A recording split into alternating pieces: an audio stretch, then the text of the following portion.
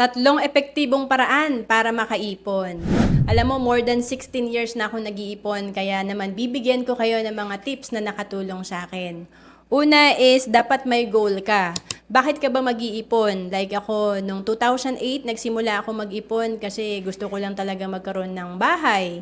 Gusto kong makapag-resign sa trabaho. So, ikaw pwedeng ang goal mo, makabuild ka ng retirement fund para sa college fund ng anak mo. Importante kasi may reason tayo para magawa natin to ng tuloy-tuloy. And then, pangalawa is start. Kasi madalas plano lang natin pero hindi natin talaga sinisimulan. Kaya hindi rin natin nagagawa.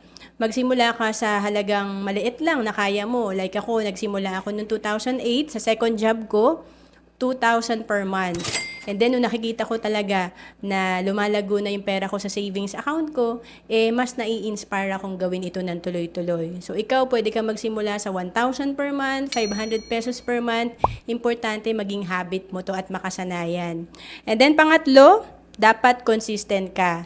Hindi pwedeng one time ka na mag-iipon, okay ka na sa finances mo. Ito ay long term dapat. Kailangan tuloy-tuloy ka sa ginagawa mo para makabuild ka ng milyon. Kasi ang milyon, nagsisimula yan sa piso. Ang milyon, nagsisimula yan sa maliit na amount.